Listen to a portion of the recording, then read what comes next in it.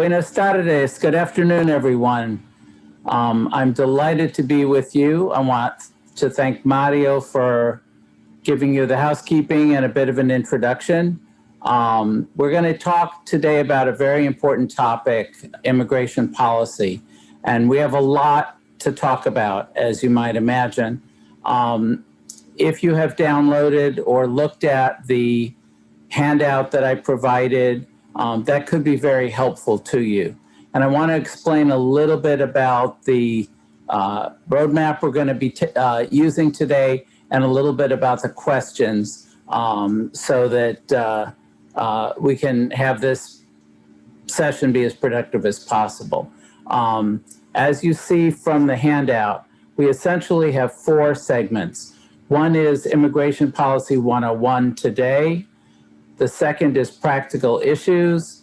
The third is a new administration, a new set of immigration policies. And the last is the direct impact of immigration policy on service delivery. What I'm going to do is treat each of these 4 topics as sort of a TED Talk and stop when I'm done and ask for questions. We'll only have time for a handful of questions as we're going through to make sure that we get to all of the content. But I ask you, please, to ask questions only about the topic that we're talking about right then. You know, I'm a lawyer, so I want to make sure that we're organized here and that we don't get off topic. So only on the issues that we're talking about. As some of you know, I've done much of this presentation before, and as a result, I think I can anticipate at least some of the questions that you might have. So let's launch into the presentation. And for some reason, there we go. What I'd like you to focus on today is basically 2 things. The first is, why did you come to this session? What are you trying to gain out of it? And then listen for things that are new, things that you're learning for the first time. And make sure that you put that in your memory bank so you can come out of this session with something valuable. I want to start out by talking about the current status of immigration law. Why are we doing that? Because we want to talk about what the law is today, March 22nd. There are proposals to make some major changes. We're going to be talking about those in the 3rd segment of the talk today. But you need to understand what the current status is for people who are affected today. Number 2, you need to understand what potential changes may mean. And also, if those changes do not get enacted by Congress, then you need to understand what the law is going forward. So let's do a few quick questions. The first is, and you don't need to answer in the chat, but think about this. When do you think the last time there was a major change in U.S. immigration law, basically comprehensive immigration reform? Think about that. When do you think? It was 1996. That was 25 years ago. A long time. A lot has happened since then. And that was enacted during the Clinton administration in a pretty anti-immigrant environment. And so the name of the statute, the long name, is at the top. And that statute made it more difficult to get into the United States, made it more difficult to gain legal status, made it easier to get deported, and restricted access to some public benefit programs, though not all. What it didn't do was make people deportable if they participated in federal or state programs, didn't deny access to many public programs, and never changed the rule, which has been in existence since 1982 rather, that undocumented children have the right to attend and receive a free public education. So that's important to understand. That's the last time that we had changes in immigration law. Now, again, we're going to do basics. So let's talk about government agencies.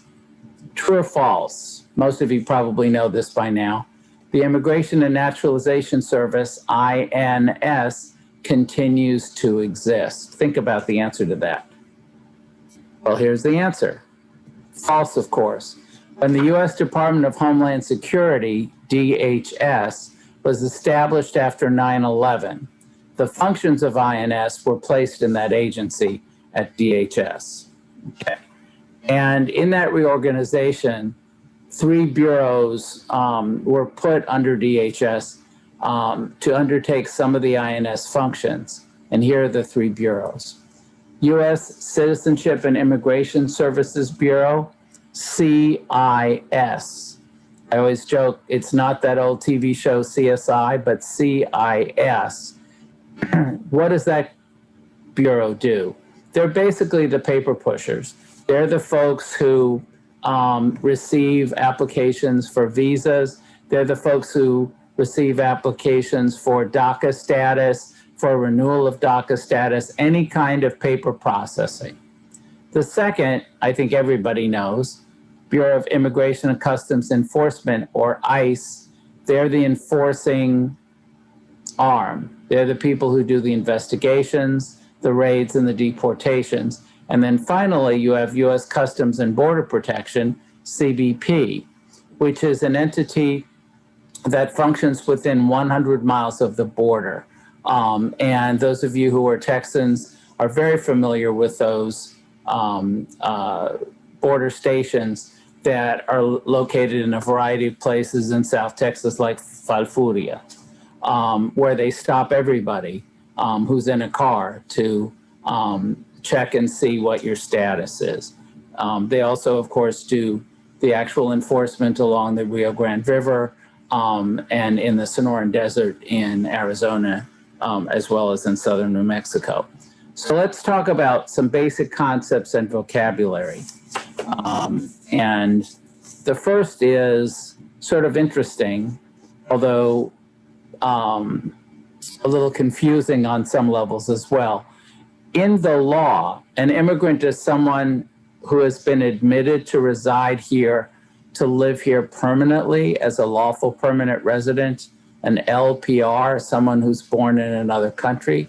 But of course, we all use that term in a much more general sense in common parlance with respect to anybody who was born in another country and is now here. What are non-immigrants? They're people who have been admitted to enter the United States for a limited period of time. They're given a temporary visa and no right to live here on an extended permanent basis. Some of the best examples of that kind of visa are students who come in here on a student visa, tourists who are allowed to visit the United States for a period of time, and then temporary workers. And I want to stop right now for those who work in migrant health. The H-2A Temporary Agricultural Foreign Worker Program is a program which brings in workers from other countries, mostly Mexico, but other countries as well, to do temporary agricultural work. They're given an H-2A visa, which does not give them any rights to live here on a permanent basis. And it just says, we're going to have you come, you're permitted to work here and earn a salary, and then after a certain period of time, you have to go back. When we get to the bill that pertains to farm workers, which just got voted on by the House last week, we're going to talk briefly about potential changes to that H-2A program. An undocumented immigrant, I think everybody knows, is somebody who is present in the U.S. without the permission of the government. But what may surprise folks is to understand that there are two ways that people can be undocumented. One is that you come in without inspection, as the law says, or by using false documents. But basically, it's what most people have is a stereotype, which is you cross the Rio Grande, you cross the desert, you got in without crossing through a border control area without any papers. But there's a very high proportion of undocumented people in this country who did come in as a student, as a tourist, as a business person, and they remained in the United States beyond the expiration date of that visa. They, of course, the first day beyond that expiration date, become undocumented. So we're going to talk about refugee and asylee, and these issues are very, very important today because of what's happening at our southern border. We're not going to talk about the situation, the crisis right now at the southern border very much, but there will be tools within this session to help understand a little bit about the dynamics of the situation there. So what is a refugee? A refugee is defined in immigration law as somebody outside the United States who is seeking to come into the United States. They want protection on the grounds that they fear persecution. They have what's called a well-founded fear of persecution in their home country. So it's somebody outside of the United States who wishes to come in. To get refugee status, you have to have that well-founded fear, and there are 5 specifically enumerated and internationally recognized grounds for giving someone refugee status. And it may surprise some of you to know how narrow these 5 elements are. These are 5 elements that actually were decided upon by a lot of countries together, sort of an international agreement. So you have to have a well-founded fear of persecution on the basis of race, religion, membership in a social group, political opinion, or national origin. Again, race, religion, membership in a social group, political opinion, and national origin. This gets a little bit controversial, and certainly there's the possibility that some of these definitions may expand over the next several years. But technically, if someone is fleeing violence by itself, just violence, or they're fleeing a drug cartel, they very well may not qualify as a refugee or an asylee, because their situation, the reason they left their home country, doesn't really fall into these categories. Membership in a social group may involve gangs if somebody left a gang, and there have been some expansive definitions of that, but basically fleeing poverty, fleeing violence, fleeing the drug trade generically probably doesn't get you by itself into refugee status, unfortunately. There may be other grounds, you've been trafficked, and other reasons that you may get some protection. But remember that these 5 are very important. And then an asylee is somebody who's already in the United States, and they are fearing persecution. If they get sent back to their home country, they can apply for asylum. Refugees and asylees are not literally refugees and asylees till the government officially grants that status. And keep in mind that for asylum status, if you're already here, you also have to qualify for one of those 5 bases that are listed in the next slide.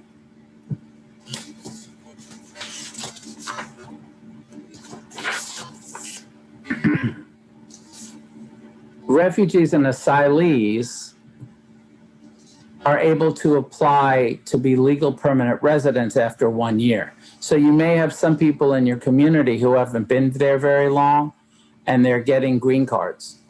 And other people who have been there a long time and are not getting green cards. Chances are that the people getting them fairly quickly are refugees and asylees. And we want to also be mindful of the fact that the community of health providers attending this conference do understand does understand each of these three words, but often when we talk to people outside the community, they get them mixed up, they get them made equal. So we need to remember when we use these terms, migrant doesn't equal immigrant, doesn't equal undocumented. In the health sphere and education, we usually use migrant to mean migratory, not the migrant folks who are at our border right now. The popular press uses the word migrant a lot, and that can be very confusing to people when we use that term. So let's talk about one other important issue in this segment, and that's ways to obtain legal status. And I hope that everybody can listen to this carefully. We're going to talk first about someone who is outside the United States who wants to enter. We'll talk a little bit later about someone who's already here and wants to change their status. So for the moment, just think about somebody who's outside the United States and wants to enter. So there are two basic ways an individual can be sponsored for legal status, admitted to permanent residency in the United States. One is to get an employer to sponsor you. The other is to get a family to sponsor you. There's a significant problem for most low-wage earners, people who don't have very significant technical skills to get employment-based immigration. And that is because there are two different criteria for that employer sponsorship. Availability of workers may actually apply to many workers, such as farm workers. But unfortunately, the issue of skills winds up being the deterrent, because the immigration law looks at skills as highly technical skills. Things like computer technician, lab technician in a hospital, being a nurse, that kind of thing. While farm workers, for example, have tons of skills, they're things that many of us who are not farm workers couldn't do, that farm workers do very well because they've developed those skills. Unfortunately, those are not the kinds of skills that are rewarded with employment-based sponsorship. So we need to talk more about family sponsorship, which is what generally applies to the community that we work with. And let's look carefully at this next slide. To get admitted to permanently reside here, you would get a family member to sponsor you. There are two categories of family members that can sponsor you. One is a citizen. The other is someone with a green card issued to them, a lawful permanent resident. But the US citizen can sponsor a much longer list of relatives. So as you see on this slide, and this is all in the material in your packet, so you don't have to write it all down. A US citizen can sponsor their spouse, a foreign-born parent, minor and adult children, and brothers and sisters. A lawful permanent resident can sponsor their spouse, minor child, or adult unmarried children. Much shorter list. Couple things to note. To sponsor a parent, the sponsor has to be over the age of 21, not 18, which is the age of majority in this country. This is a throwback to the fact that immigration law hasn't changed a lot, and 21 was the majority age. But the sponsor has to be 21, not 5, not 12, not 18, but 21. The other thing that we need to note here is the relationships that are not on this list. Uncle, aunt, grandparents, cousins, you can come up with a variety of other relationships. Every year I get calls from folks who have paid $5,000 or $6,000 to unscrupulous people to get their US citizen uncle to sponsor them. It's not possible. They've thrown their money away because an uncle is not someone who can sponsor an individual. So that's very important to realize. We'll skip over a few slides, which I have included in here for a variety of reasons we can go back to. But not only are there relationship issues, but there's a hierarchy of visas. So the highest level of visas is if you have a US citizen sponsor and you're a spouse, the citizen is sponsoring an unmarried minor child, or their parents if the citizen is 21 years or older. There's no numerical limitation to this. You'll notice in the material that what I provided you has a very old date on it. The reason that it's still valid, and you may think, well, why is Roger giving us something this old? None of this has changed. All of these numbers, all of these categories have stayed the same since the publication of the documents that I provided to you. So let's go down the list very briefly. You've got different preferences: US citizen, unmarried adult child, a legal permanent resident, sponsoring spouse and minor child. And then it goes down to the last preference, which is the US citizen, 21 years or older, sponsoring a brother and sister. So there's this hierarchy, which means that if you're on the lower end of that hierarchy, it may take you longer to get through the process of legalization. But to add to the issue, we have limitations on immigrants from each country. Now, this is being proposed to be expanded in the big bill that President Biden sent to the Congress on his first day in office. We'll talk about this briefly. But right now, there are strict limits on immigrants from individual countries. And it probably won't surprise anybody on this webinar to know that the country of Mexico has the largest number of visa applications. And so it is one of the slowest lines. If you're sponsoring someone from Mexico, the line is very long and goes very slowly. Then you have some other requirements, income requirements. In order for someone to sponsor a family member, they have to earn at least 125% of the federal poverty level. And they have to sign what is basically a legally enforceable contract with the US government that's called an affidavit of support.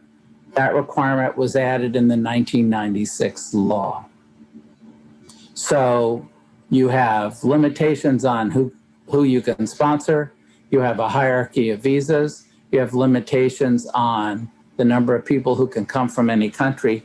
And then you have an income requirement.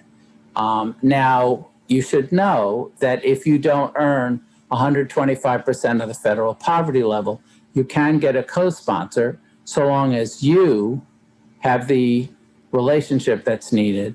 Someone else can join if they have the 125%. You don't add the two incomes. They themselves have to have the 125% of poverty. But they too have to sign an affidavit of support, which pledges that they will provide financial support to the individual you're bringing in if they need that. And so it's quite a responsibility to do that. Finally, we'll look at naturalized citizen. I think everybody in this webinar knows what a naturalized citizen is. It's someone who has gone through a process called naturalization to become a US citizen from legal permanent resident status. You have to reside in the US for 5 years as a legal permanent resident, generally to get to be a citizen. If you're married to a US citizen, it's only 3 years. And of course, there's a test and a variety of other things that you have to comply with. So let's talk about one other thing in this segment, and that is adjustment of status. You've been very patient and listening to me talk about bringing somebody in from outside. Well, what about someone who lives in the United States and wants to change their status? And I'm going to tell you a brief story about Mr. and Mrs. Smith. Mr. Smith was born in Denver, Colorado. He's lived there all his life. About 15, 16 years ago, he met a young woman, they started dating, they fell in love, and they got married. Obviously, that's Ms. Smith. They had a very successful marriage. They had 3 kids, all of whom were born in Denver area hospitals, and so are U.S. citizens under our law. What I haven't told you is that Mrs. Smith was not born in the United States. She was born in Mexico, and she is undocumented, having entered the United States without permission. She crossed the Rio Grande many years ago and has remained undocumented as a result. So the big question here is, can Mr. Smith sponsor his wife for legal status while she remains in the United States without having to return to Mexico?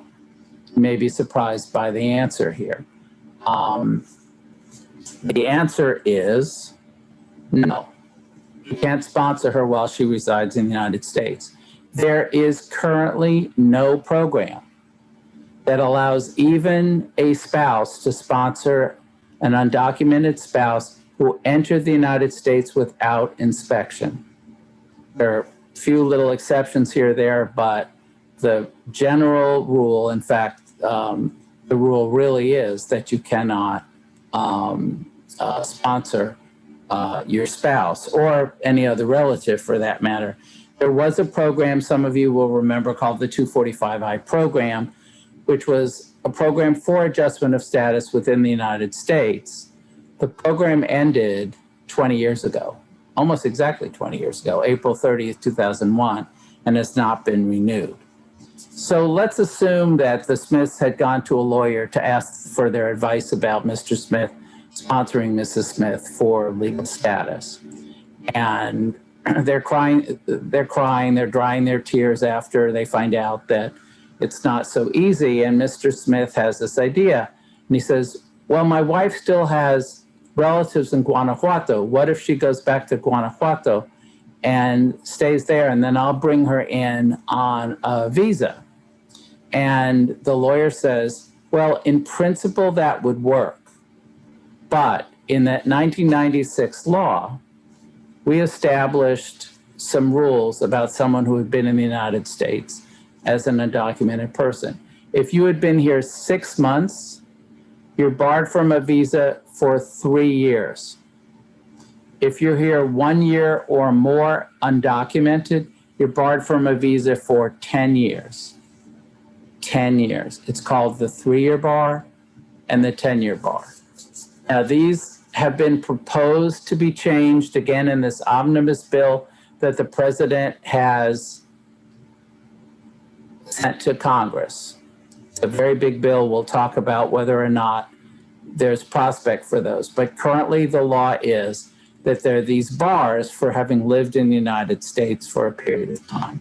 Now, let me just quickly say, if Mrs. Smith had come in to go to the University of Colorado for college on a student visa and overstayed, that's different than her entering without permission. And there are possible avenues. It's not 100%, but there are possible avenues where she might be able to get sponsored. Also, she'd be here on a student visa. Let's say they met her freshman year. They got married right away, and Mr. Smith petitioned for his wife to get legal status in the United States.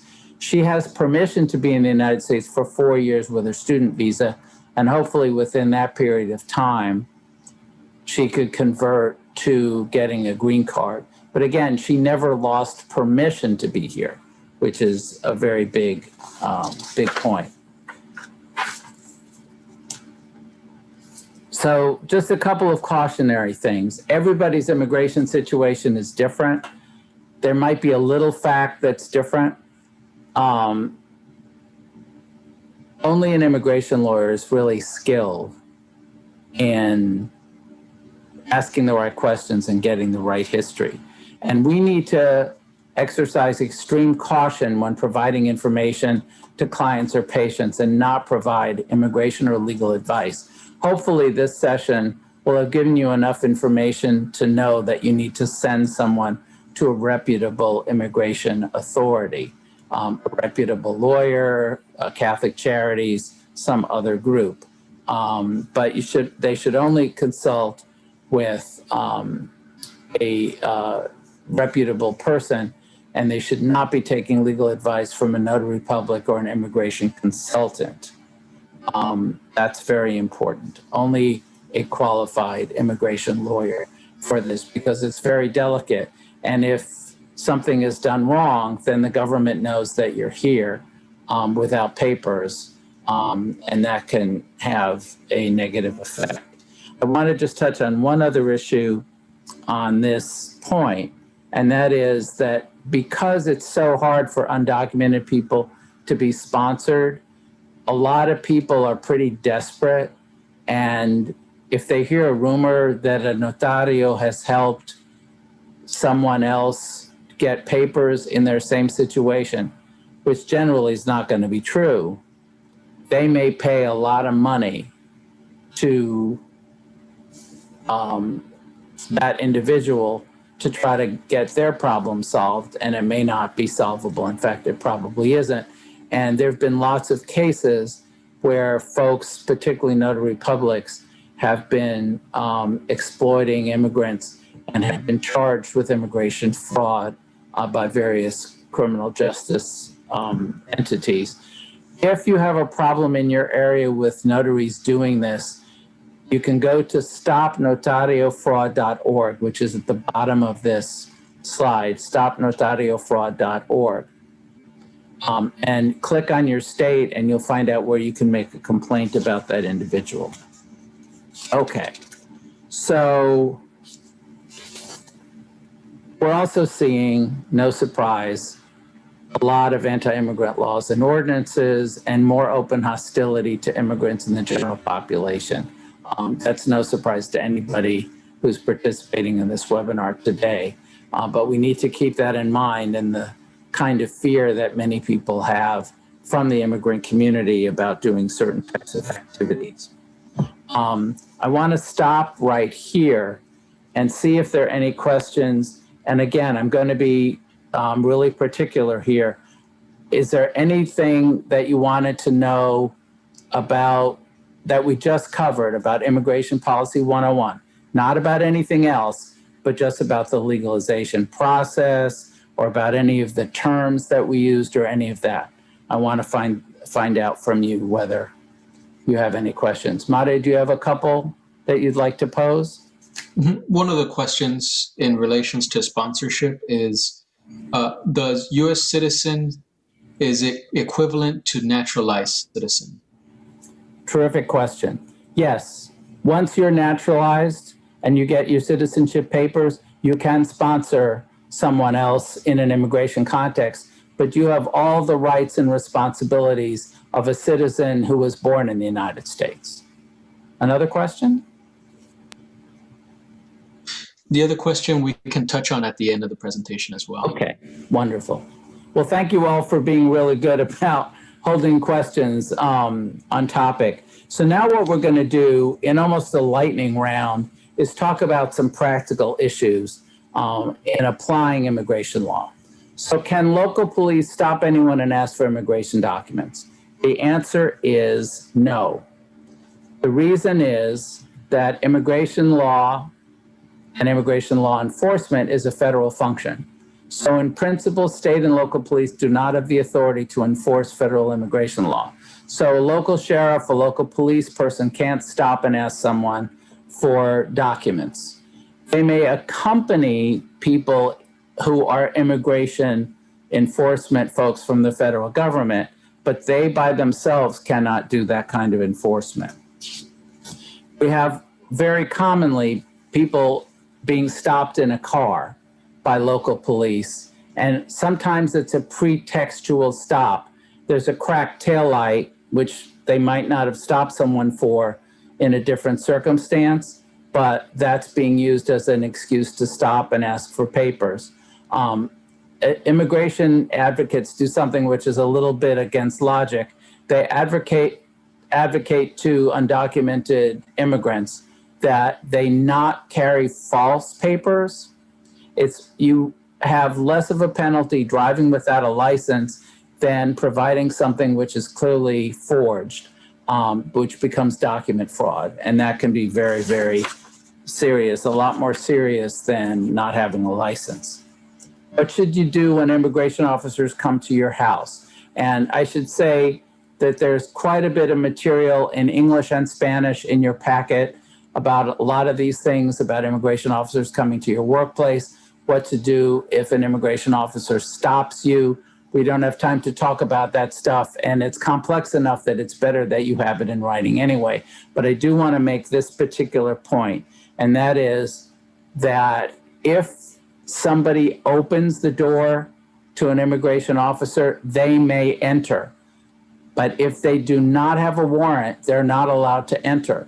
So it's really important to train everybody, particularly in a multifamily house, to understand the consequence of opening a door. A little child, a 5 or 6 year old, may be curious to see who's at the door.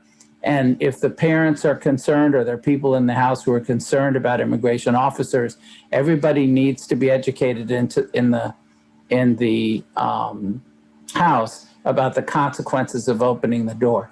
It's essentially search and seizure constitutional law. But once you open the door, they can come in.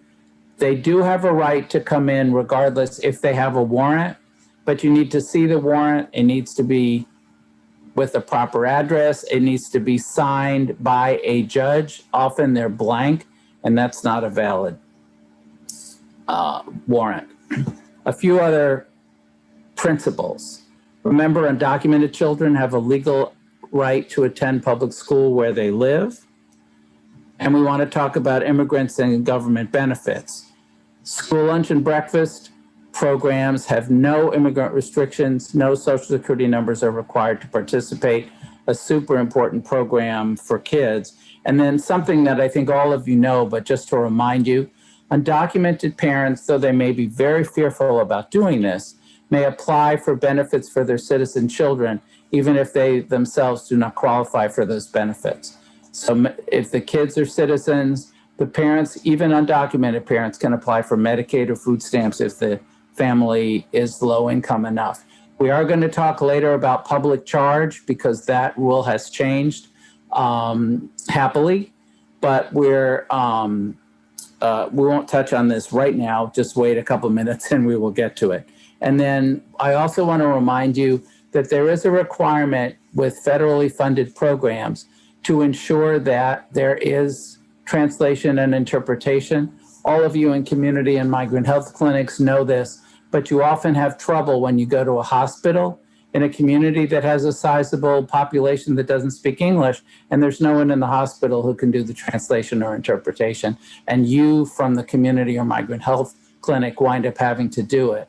That's actually a violation of Title VI of the Civil Rights Act of 1964 on the part of the hospital.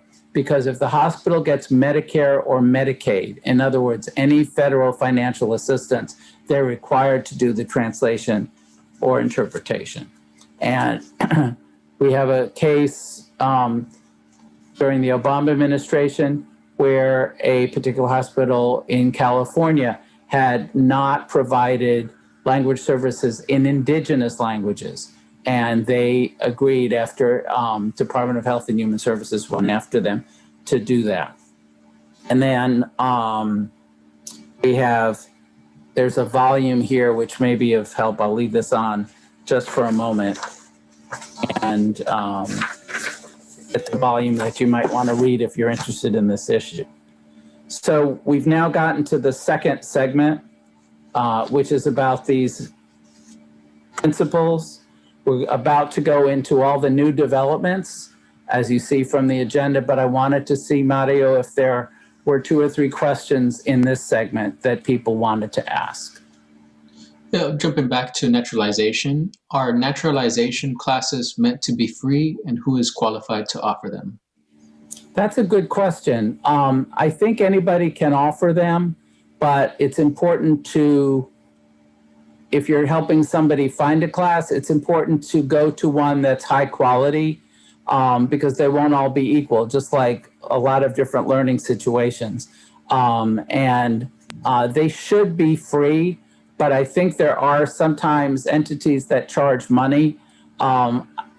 If you're in a very small rural community, you may not have a lot of choices, but you shouldn't really have to pay. There are a lot of churches and other groups, particularly groups that provide adult ESL, for example, that may also provide citizenship training, citizenship classes. Other question? Thank you. The next question, if you have time, if you can talk a little bit about the process when the person has to leave the US and come back to get immigration status because they were undocumented. Yes, that's really from the other section. And very briefly, if, like Mrs. Smith's situation, you have been here for an extended period of time, at least right now, this may change because it did change briefly under the Obama administration. Right now, the rule is you cannot come back for the 3 or the 10 years, depending on how long you were in the United States. If you're in a situation where you have to go back because you are getting processed, for example, Mrs. Smith's situation where she was here on a student visa and she overstayed, where there is a slight path to some legalization. Very often you have to go back to a border town. There are certain consulates that are designated in Mexico, for example, to get processed and come back through. That has been a scary situation because every I has to be dotted, every T has to be crossed. We have to be very sure that there's not a hitch in somebody coming back. But right now, for the Mrs. Smiths, there really isn't a path where you go back and come back in. Again, in the classic situation there with the 3 and 10 year bar, Mr. Smith would apply for a visa for his wife, but then the US government would say she's not entitled in her situation to get a visa for 10 years, so reapply in 10 years, and you lose your money. They're not just gonna hold it. Hopefully that's helpful. I'm happy if there are more specific questions, you can contact me separately later at my email. I'm happy to try to help. Anything else on that, Mario?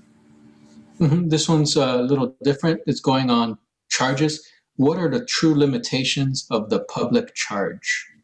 We're gonna talk about that in a second. Perfect, okay. And that was it for now. We can answer the last question. Well, that's actually, it's almost like I paid that person because we're going to launch right into public charge right now. So before we do, let me explain that things have just changed in the last 60 days. We've had a massive change. And I want everybody to be very clear. I'm going to talk about what the Trump administration did, and then I'm going to talk about the current status and hopefully help you. You also have what I call a 2-pager, basically front and back, which explains a lot of this in your packet, and I tried to make it as clear as possible. So during the Trump administration, they promulgated a regulation which did take effect. It took effect in 2020, which expanded the number of programs that might create a public charge issue. Those regulations are dead. I don't need to go through all of the reasons why, but essentially a case was up before the Supreme Court. The Biden administration said to the court, you don't need to listen to that. We're taking care of the problem, so don't worry about it. And then they basically, there was other litigation, and we reverted to what's called the Clinton administration policies. So in your packet, you have something, and it does say INS because the documents, again, are so old, they're pre-9/11, but all of the, except for the reference to INS, all of the information there in the graphic is correct. And I wanted to provide it because the graphic really helps you understand even better than my 2-pager, which is a lot of words. So what's the Clinton administration policy? let's summarize. It won't hurt an immigrant's chances of getting a green card if the immigrant or the immigrant's children or other family members use health care, food programs, or other programs that do not give cash money directly to the individual. Okay. Where does public charge apply?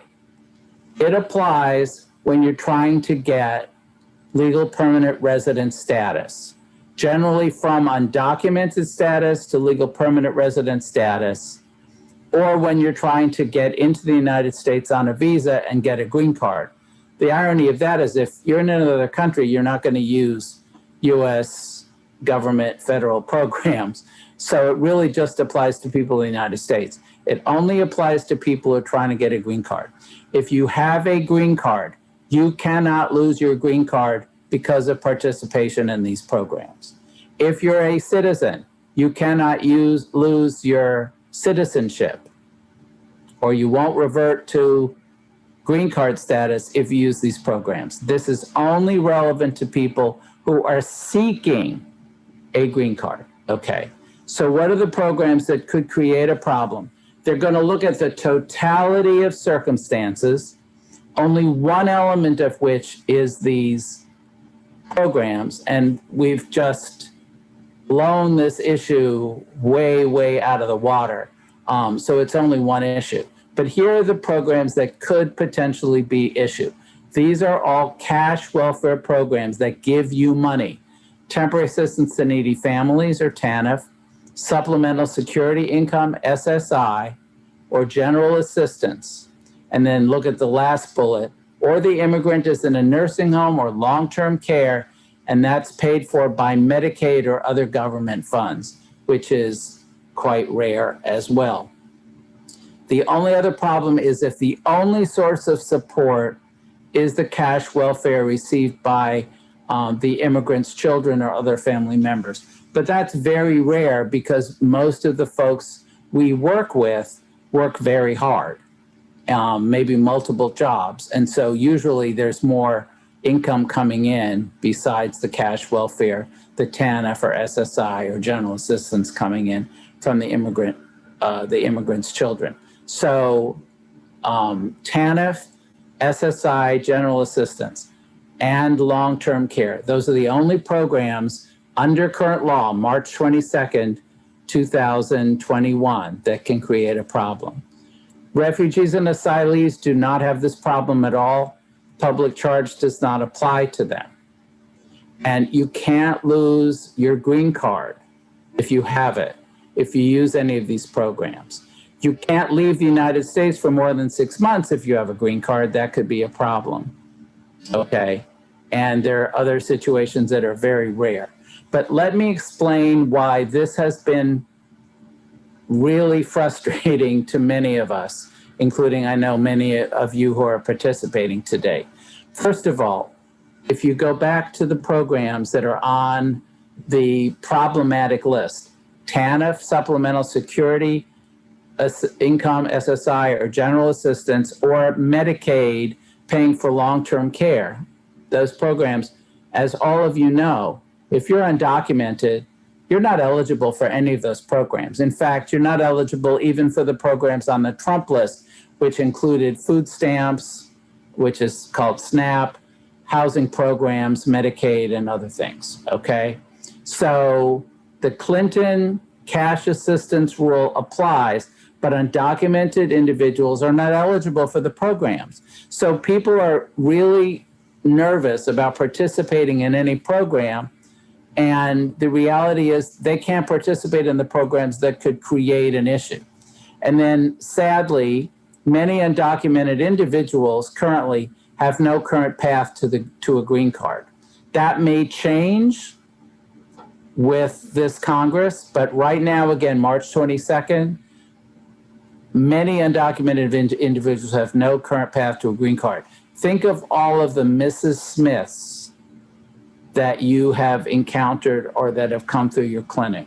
There are lots of people in that situation. And so public charge does not apply to them.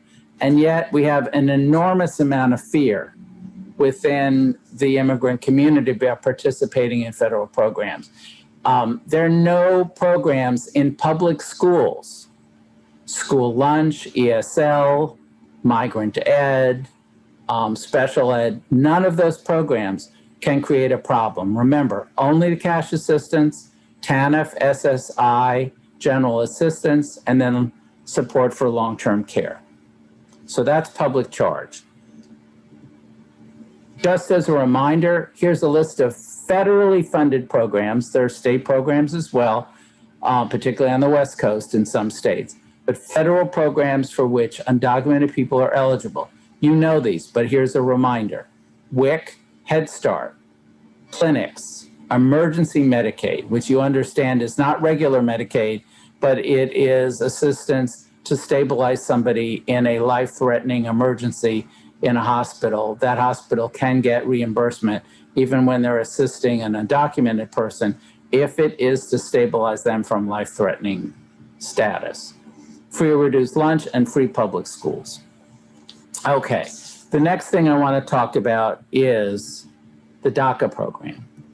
And I know there are there's a lot of interest in this because there are a lot of DACA status employees in migrant and community health clinics.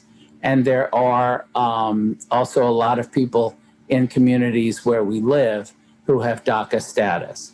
As you'll remember, the DACA policy was established June 15th, 2012, under the Obama administration and applied to undocumented young people who had come to the United States as children.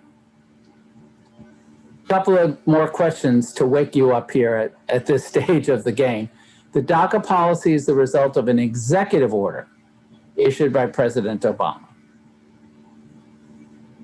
Yes or no? True or false? False. Let me explain what DACA is, because this is very important in terms of its future status. The policy is an exercise of prosecutorial discretion. The Department of Homeland Security and the Department of Justice said kids who entered with their parents at a young age are very low priority for immigration enforcement, for immigration deportation. So we're going to establish a program to essentially give them cards based on the fact that they've gone to school, they haven't been involved in criminal activity and a variety of other things, so that if somebody stops them, they can be protected from deportation. And at the same time, we're going to give them work authorization. So you have DACA kids who under the Obama administration worked in the White House. You have kids who are DACA who or on Capitol Hill. The Washington Post just the last couple of days reported that for the first time, the editor of the prestigious Georgetown Law School Law Review, which is a really, really prestigious thing, for the first time in history, is an undocumented person. And so undocumented folks are everywhere. But this is an exercise of prosecutorial discretion, not a matter of executive order. And remember, we'll just go over this very briefly. The DACA policy does not allow people to gain legal status. You are still undocumented. You're just protected from deportation. Let me say that again. You're still undocumented, but you're protected from deportation. That's very important. The policy protects an individual from deportation for 2 years. They're not legalized in any manner.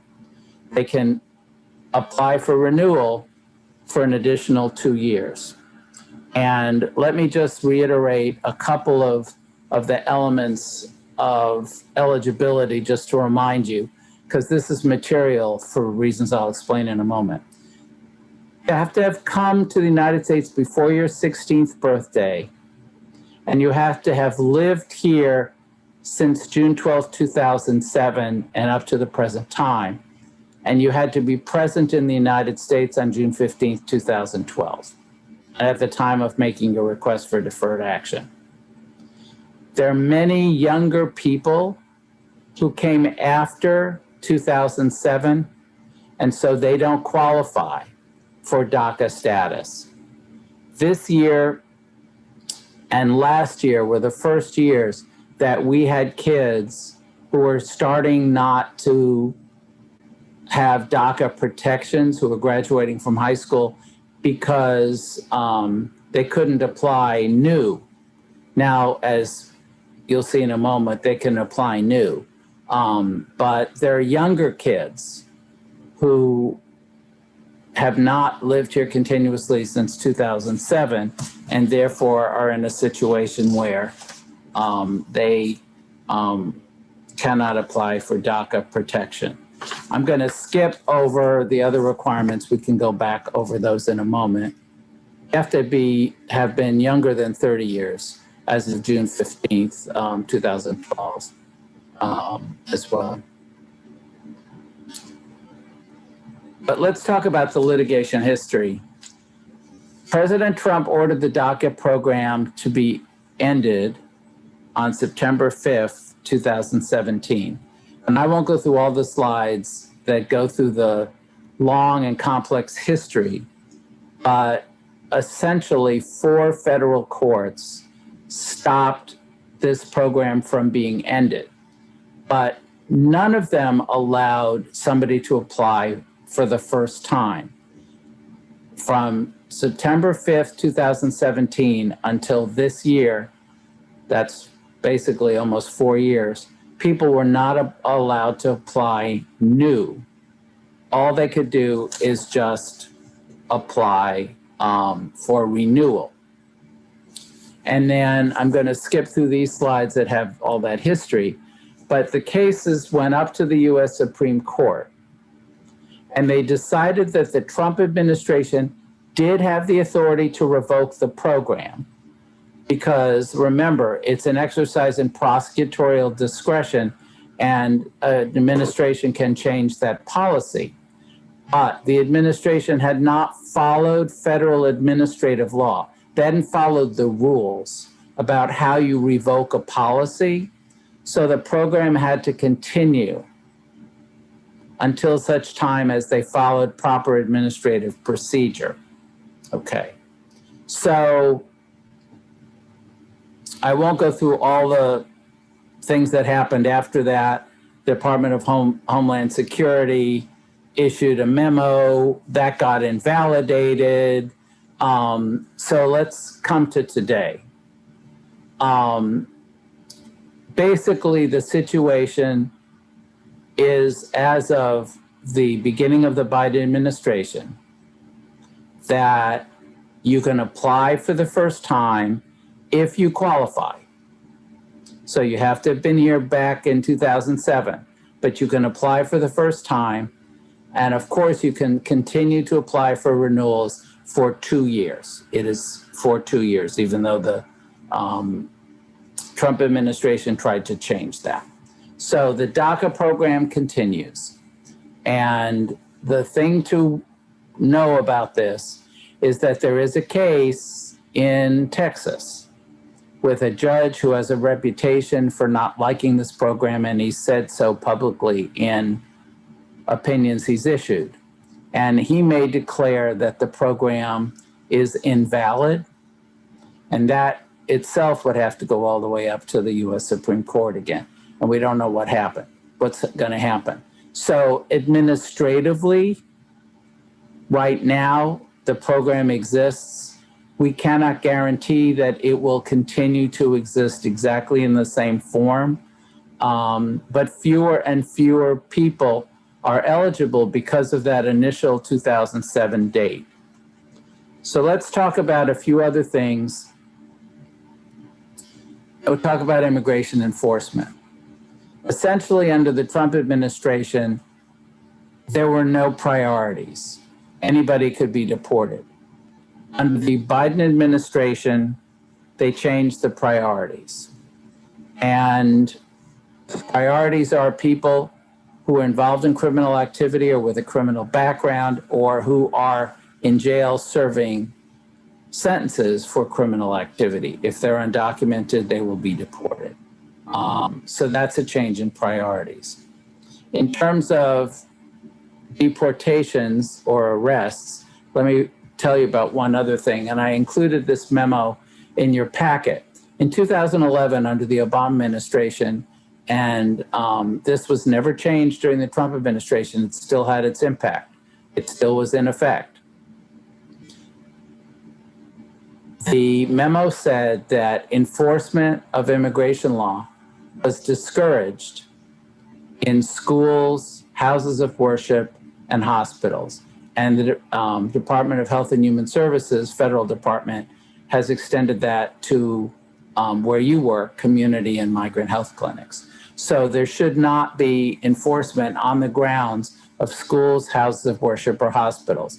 Now, that may not stop enforcement 5 or 10 blocks away, but it does mean that the physical location of the clinics are safer from direct enforcement. And we'll talk a little bit about that in a second. Now, let me continue here and tell you about 4 different bills. Let me say several times here, each of these titles has the word act in it. Each of these titles has the word act in it. None, 0, none of these are law. None of these have passed both houses of Congress. None of these have been signed into law.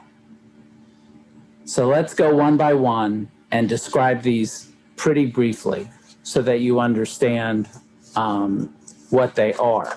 The first is this omnibus bill. Basically, it's a comprehensive immigration reform bill proposed by the president. And I provided you with a White House statement that, in the packet that goes over all of this.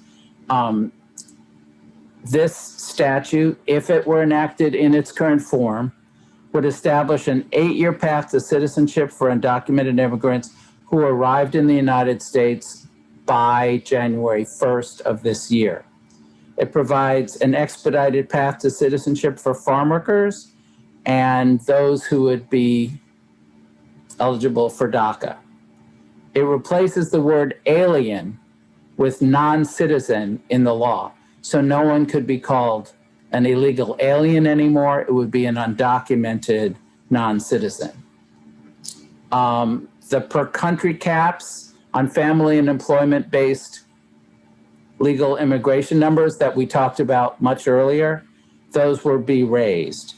And it would take away the 3-year and 10-year bar. It's extremely unlikely that this bill will pass, but pieces of it may go forward. And pieces of it are found in the next 2 bills. The Dream and Promise Act of 2021 passed the House of Representatives last year.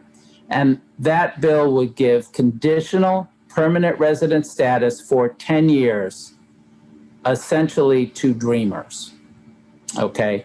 You have a whole sheet with lots and lots of details about it, but that passed the House and is going over to the Senate.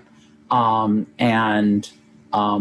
would give conditional permanent residence status to dreamers, and it would also give that status to those who have temporary protected status, and those who have DED status, which is just Liberia and Venezuela, I believe. Temporary protective status is basically, I know in the DC area, there are a lot of people from El Salvador who have that status. There are about a dozen countries that have been given that status where people are allowed to stay here because of conditions in their home countries that they shouldn't have to go back. And then you can convert conditional permanent resident status to lawful permanent resident status under that bill. And there's the, as I said, the path forward for TPS and DED recipients, temporary protected status and deferred enforcement departure status. Senator Durbin of Illinois, who chairs the Senate Judiciary Committee, has said that he's hopeful that he can get 10 Republicans to add to the Democrats to pass this bill into law. So this may be a bill that will move forward and become law. Then you have, for those who are working with farm workers, you have something called the Farm Workforce Modernization Act, which also passed the House of Representatives last week.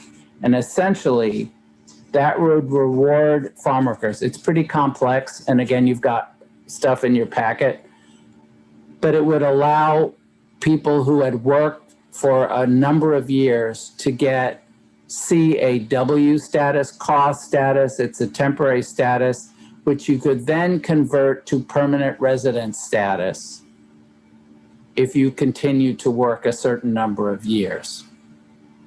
And these two bills, the DREAM and Promise Act and the Farm Workforce Modernization Act, are the two bills that are most likely to pass, but there's no guarantees. They may also not pass, but they both have bipartisan support.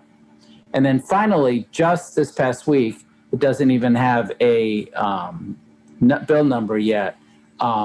Senator Alex Padilla from California, the newest senator in the Senate, and Senator Elizabeth Warren of Massachusetts on the Senate side, and Congressman Joaquin Castro of Texas, and Congressman Ted Lieu of California sponsored this. And you have this bill also set out in material here. It's essentially to cover people like farm workers who are essential workers, but also other essential workers who have been designated essential. They're janitors cleaning hospital floors, nurses, and a variety of other essential workers.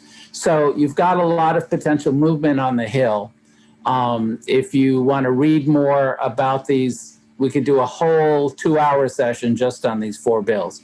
But keep in mind that the American Dream and Promise Act and the Farm Workforce Modernization Act are the most likely to go forward.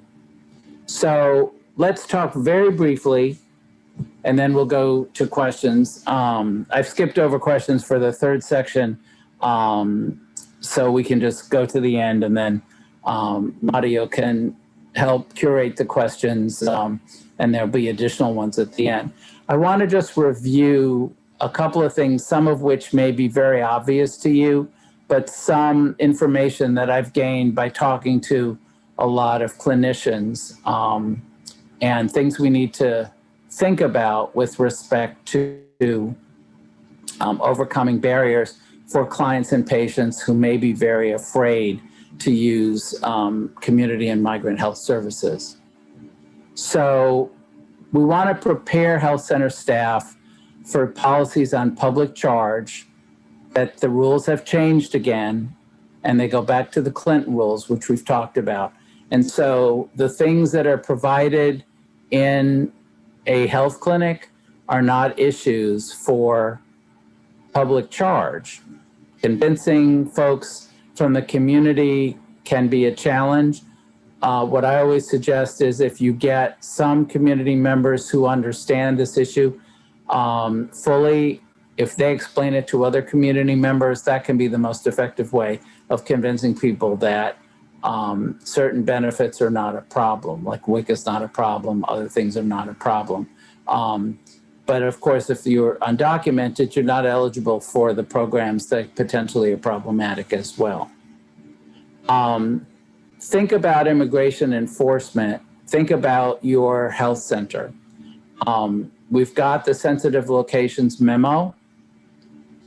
So on property, there should not be enforcement, but there are a lot of places where people may be afraid. The street outside, a parking lot, and then there are other places where there shouldn't be enforcement where people may be afraid. Entrance to the building or clinic, a waiting area, intake area, an area where medical services are provided.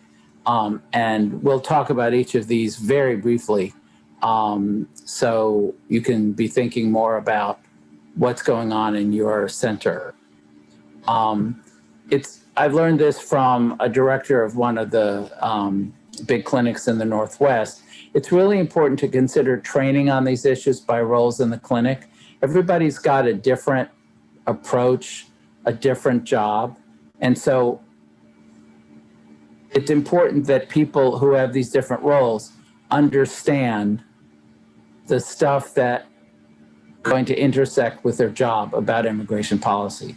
So a greeter might have different issues from an intake worker, from a promotores, promotoras, a driver, and then clinical staff, administrative staff. Everybody may have different roles. So let's think about some of these different roles. And obviously these days with COVID, outreach has changed a lot. But there could still, because of public charge, be a lot of fear. One of the things that's important is to think about appearances. So do your vans have signs in the predominant language of the folks who you're visiting, in a labor camp, in a community? Are there friendly things on the vans, or do they look like government vehicles? Very often, if you're required to have a lapel pin, that can look like you're from the government. So think about whether that might have an impact on folks in your community.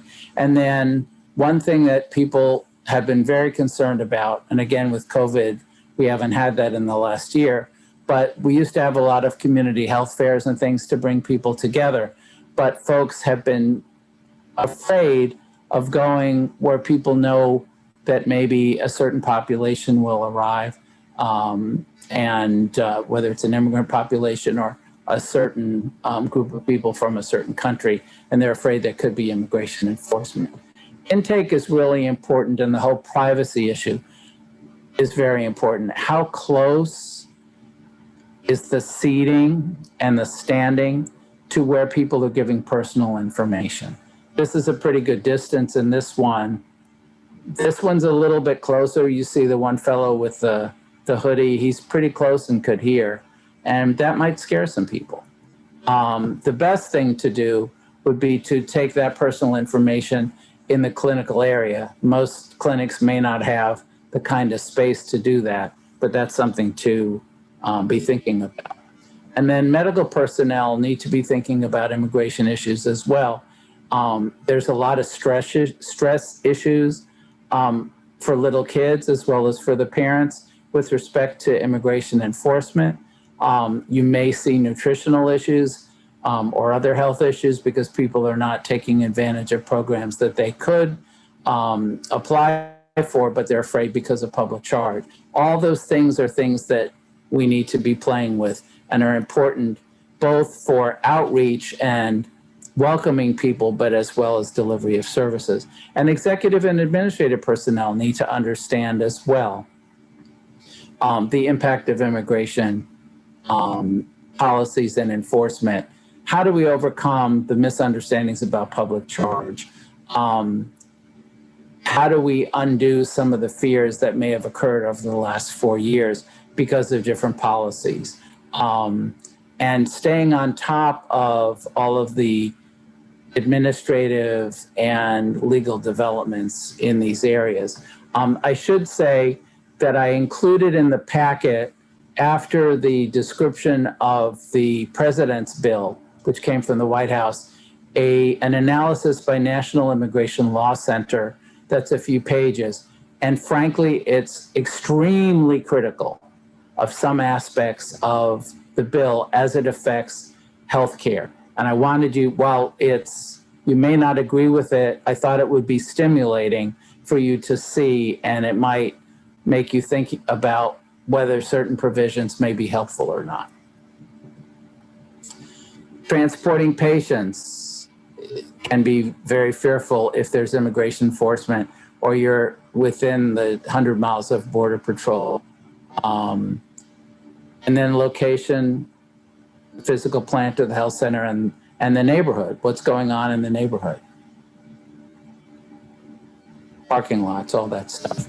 I helped several years ago a little piece of helping edit and write The Silent Crisis, how to do outreach in an anti-immigrant climate. There's a lot of good resources in this. Thanks to Health Outreach Partners, this is still online and can be found at this URL. I know it's very long, but it's in English and Spanish. And I will leave this slide up there for a few minutes so you can write it down if you'd like to get to that publication. It may be worth looking at. So we're now at a point where we've got some minutes to both go over questions about the new administration and those developments, and also about the last issue, the impact of immigration policy on service delivery, the section that all the pictures. So I will turn it over to you, Mario, to collate the questions, to cull through the questions. Certainly, we had a couple here. We had a couple of questions here. One of them starts with, what do you recommend on community and migrant health clinics who do not offer interpreters and request that community health workers do the interpreting? I've been asked that question in schools as well. Interpretation is the issue, to be perfectly honest. The clinic or center has to provide the ability to effectively communicate with people who you expect will come into your community center. So for example, if you have 200 families who speak Spanish, it's really important that you have somebody who can speak Spanish. If you have a family that speaks one language, one family, it'd be good if you could provide that, but it may not be legally required. But the issue of who provides the interpretation is frankly a matter I'll be blunt, is a personnel question. And I've been asked that question in schools, like if somebody is a teacher's aide, should I be responsible for interpreting a special ed hearing?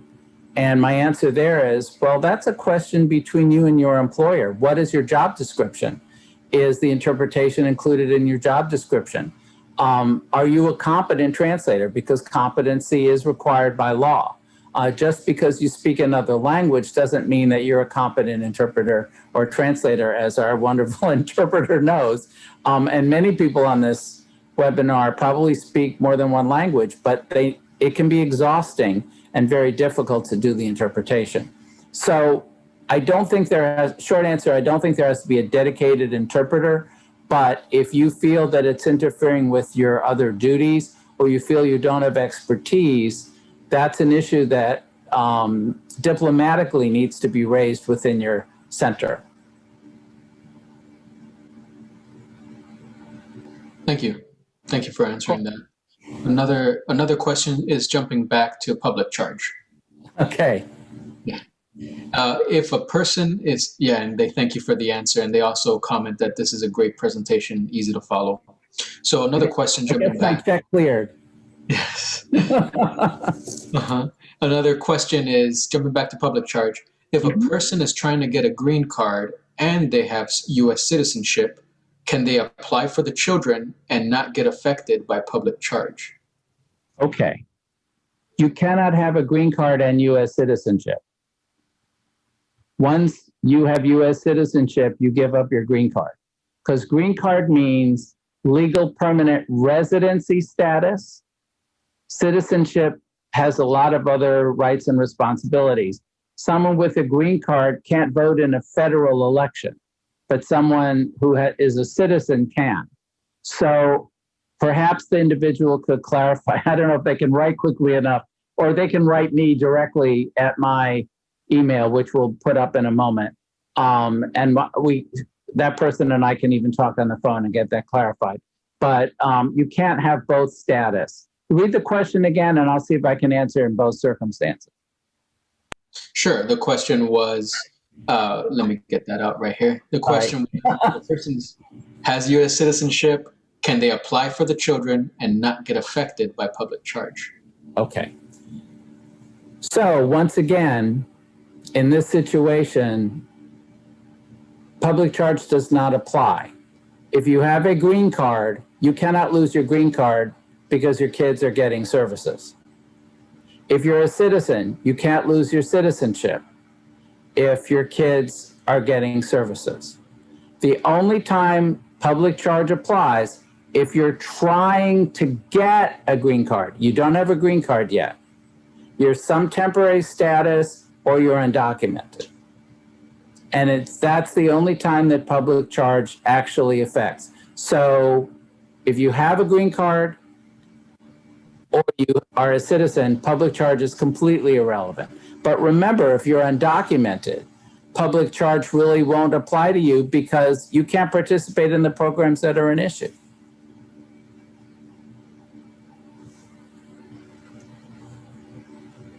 Perfect. Thank you very much. And Sure. and looks like there's an update with the link that you're showing right now in the presentation. Looks like that website, Health Outreach Partners, has updated that website. So I'll send that as well. Thankfully, Memo has provided the updated link. I tried that URL to be sure. I always try the URLs that are in my PowerPoints, and that worked as well. But if there's an updated one, I'll be happy to have it. Maybe I typed it incorrectly in the chat box. It's really long. Yeah, it's pretty long. So I tried to type it in the chat box, and it might have been my error. Yeah, thanks for reminding me. No worries. But I cut and paste and make sure it's still a good link because people move things around on their websites. Definitely. Yeah, thank you for that. No worries. Thank you. And one last thing, since we only have a couple of minutes, I'd like to take a moment to draw everyone's attention to the chat box. I'm going to be providing Roger's email, just in case you have any follow-up questions. He can provide some answers and clarifications, and as well as an evaluation link that we'd very much appreciate to everyone to take a minute to complete the evaluation. We ask that everyone complete this. If they can't do it right now, if you can just please complete this at your leisure whenever it's possible, just to conclude the session. Are there any other questions, Mario? Some questions coming out. Let's see, Roger, I have seen lots of info about the blue card or Carta Azul. Can you briefly talk about this? Okay, let me get the information. That's basically the CAW status. And okay. There's a lot of super detailed information about all of these bills, and I didn't want to belabor things. So the first status is called Certified Agricultural Worker Status, CAW. A qualifying farm worker can apply for that status, granting temporary residency during the 18-month application period, which would begin after the publication of regulations in the program. Obviously, the law has to pass and so forth. So you have to prove employment in U.S. agriculture for at least 180 workdays over the 2 years prior to the bill's introduction, be an undocumented immigrant in the U.S. on the date of the introduction of the bill, be continuously present, not have criminal convictions. But essentially, it gives you a temporary status initially if you have worked for at least 180 days over 2 years prior to the bill's introduction. And then you get employment authorization. Okay. There is a path from that to permanent legal residency or green card status.